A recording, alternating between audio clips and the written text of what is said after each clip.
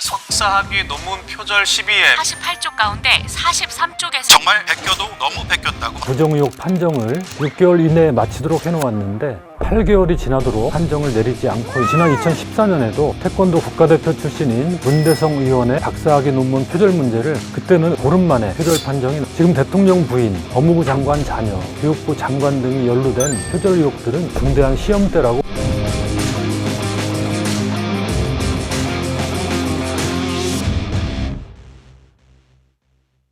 안녕하십니까. 한겨레 논설의 박용현 논설위원입니다. 오늘은 윤석열 대통령 부인 김건희 여사의 논문 표절 문제를 짚어보려 합니다. 대선 기간에 매우 구체적인 표절 의혹이 제기됐고 국민대와 숙명여대가 각각 박사학위 논문과 석사학위 논문에 대해 검증에 들어갔는데 대선이 끝나고도 넉 달이 지나도록 판정이 미뤄지고 있기 때문입니다. 본론으로 들어가기에 앞서 잠시 역사적 사건 하나를 살펴보겠습니다. 시청자 여러분은 괴팅겐 7교수 사건을 들어보셨습니까? 그림 동화로 유명한 그림 형제도 등장하는 이야기입니다. 그림 형제가 독일 하노버 왕국의 괴팅겐 대학 교수로 있던 1837년 일입니다. 새로 왕위에 오른 에르네스트 아우구스투스가 4년 전 제정된 자유주의 헌법을 독단적으로 폐지해버렸습니다. 이에 괴팅겐대 교수였던 크리스토프 프리드리히 달만은 동료 교수들에게 왕의 독단적 행위를 함께 비판하자고 호소했습니다.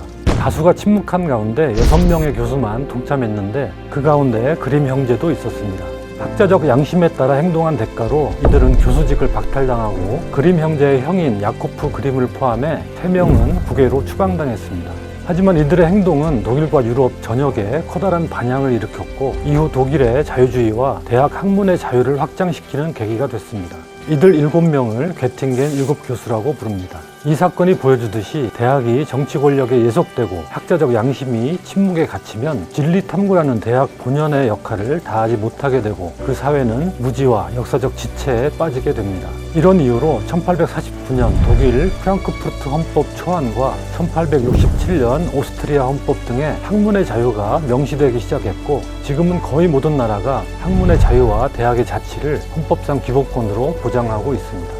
학문의 자유, 대학의 자유가 보장되지 않으면 더 이상 민주국가가 아니라는 게 현대 입헌국가의 공통된 인식인 것입니다. 헌법 교과서에 나오는 학문의 자유, 대학의 자치에 대해 먼저 말씀드린 이유는 지금 현실에서 그 가치가 훼손되는 징후를 보기 때문입니다. 김건희 여사의 연구 부정 의혹을 두고 대학들이 보여주는 석연찮은 태도가 그것입니다. 최근 법원은 김건희 여사의 박사학위 논문 표절 의혹을 조사한 국민대 연구윤리위 예비조사위의 회의록을 제출하도록 명령했습니다. 국민대 졸업생들이 김 여사 논문 문제에 대한 대학 쪽의 부적절한 대응으로 사회적 평가가 떨어졌다며 손해배상 소송을 냈는데 그 재판 과정에서 나온 조처입니다. 앞서 국민대는 지난해 7월 김 여사 학위 논문 표절 의혹이 제기되자 연구윤리위를 꾸려 예비조사에 착수했지만 검증 시효가 지났다며 본조사를 하지 않기로 했습니다.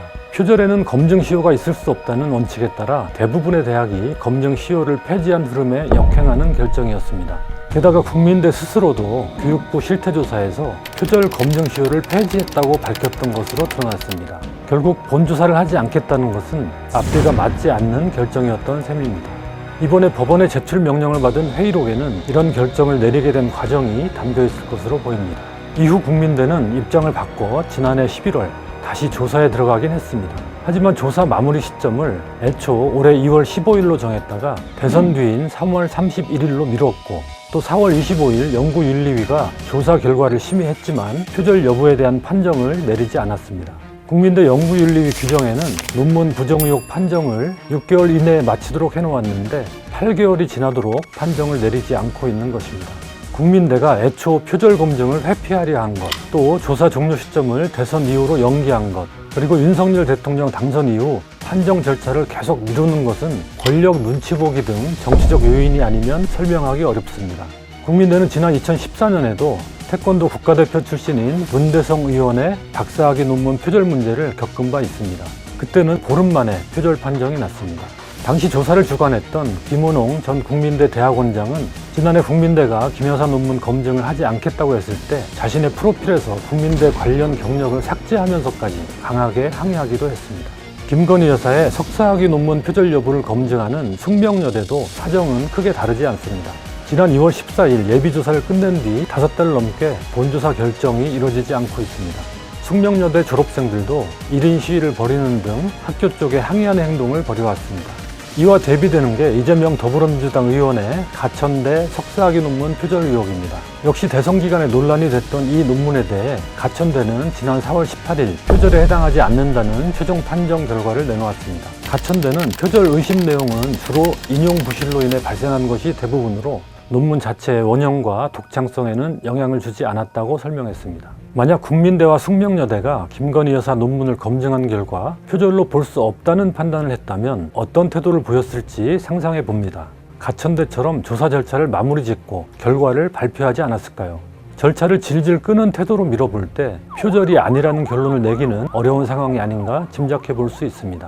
김 여사 논문 표절 의혹은 이미 언론 보도 등을 통해 구체적으로 알려진 상태입니다.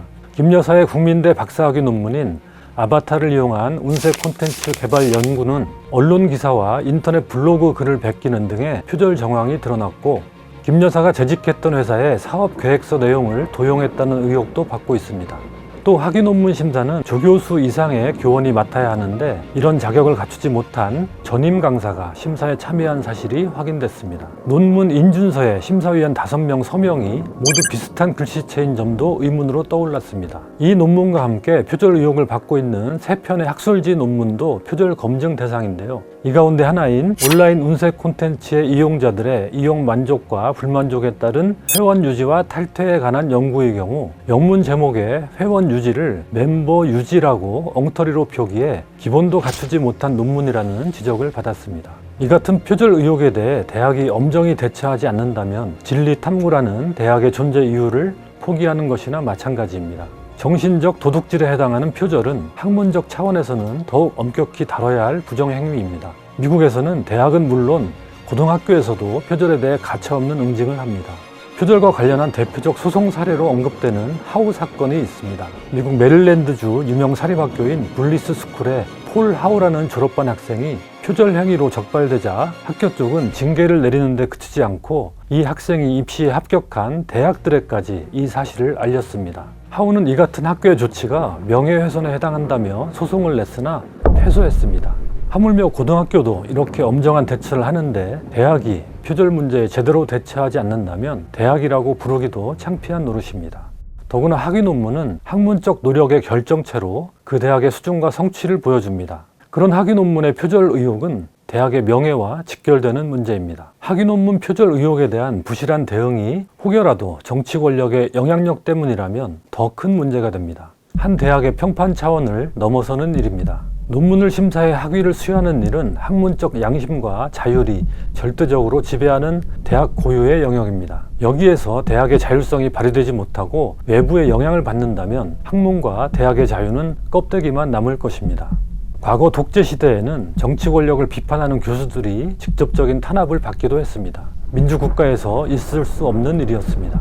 그런데 학위 논문을 다루는 대학 고유의 영역에 정치 권력의 그림자가 들이운다면 이 역시 다를 바 없는 일입니다. 대학의 가장 본질적인 역할인 학문 탐구와 관련된다는 점에서 더 심각한 문제라고 할 수 있습니다. 국민대와 숙명여대는 이 같은 우려의 시선을 분명히 인식하고 대학이라는 이름에 부끄럽지 않게 논문 표절 검증을 엄정하고 신속하게 진행해야 할 것입니다. 이번 사안은 표절 의혹의 당사자가 대통령 부인이라는 점 때문에 더 큰 주목을 받고 있는데 도널드 트럼프 전 미국 대통령의 부인 멜라니아 트럼프도 표절 문제로 곤욕을 치른 적이 있습니다. 2016년 미국 대선 당시 공화당 전당대회에서 한 연설의 일부 대목이 버락 오바마 전 대통령 부인 미셸 오바마의 that you work hard for what you want in life. 민주당 전당대회 연설과 흡사했기 때문입니다. 트럼프 진영은 처음엔 표절 의혹을 부인하다가 결국 연설문 작성 담당자가 표절을 인정하고 사과했습니다. 당시 한 미국 대학 교수는 칼럼에서 이 문제가 사소하게 다뤄져서는 안 된다며 학생들과 미래의 연설가들에게 하나의 표본이 되기 때문이라고 지적했습니다. 연설문 몇 문장을 베낀 잘못까지도 무겁게 인식하고 엄중한 사회적 평가를 내리지 않으면 사회 전반에 미칠 보이지 않는 악영향이 크다는 것입니다. 정치적으로 중요한 인물, 또 주요 공직을 수행하는 인물 등이 표절 의혹을 받고도 그것이 제대로 해결되지 않은 채 유야무야 된다면 미래 세대에게 어떤 영향을 미칠지는 뻔합니다. 거짓과 속임수를 써도 성공만 하면 된다는 잘못된 메시지를 주게 될 것입니다. 정직이라는 가치는 교육의 장에서 할 말을 잃게 될 것입니다. 이런 점에서 김건희 여사의 논문 표절 의혹은 물론이고 한동훈 법무부 장관 자녀의 논문 대필 표절 의혹, 또 박순애 교육부 장관의 논문 표절 의혹 등이 제대로 규명되지 않고 넘어가는 것 또한 매우 우려스러운 일입니다. 이것을 실제로 입시에 쓰지 않았고 한동훈 장관 딸의 경우 사촌들과 스펙 공동체를 맺어 여러 건의 논문을 대필 표절한 의혹을 사고 있습니다. 일부 계층의 학력 대물림을 위한 편법과 부정을 드러내는 계기가 됐습니다. 입시용으로 사용할 목적이 아니었다는 믿기 힘든 해명으로 어설프게 넘길 수 없는 사안입니다. 박순애 장관의 경우 논문 표절 의혹을 받는 인물이 교육과 학술을 관장하는 교육부 장관에 임명됐다는 점에서 모순의 극치입니다. 그런 박 장관이 김 여사 논문을 검증하는 국민대, 숙명여대를 감독한다는 것도 이율배반입니다. 표절을 부끄러워하지 않는 사회는 거짓과 비양심의 사회입니다. 지금 대통령 부인, 법무부 장관 자녀, 교육부 장관 등이 연루된 표절 의혹들은 학문의 자유라는 헌법적 가치와 우리 사회의 도덕성, 그리고 미래 세대의 교육과 관련한 중대한 시험대라고 할 것입니다. 정당한 결말을 맺을 때까지 감시의 눈길을 거둬서는 안 되는 이유입니다. 한결의 논설이었습니다.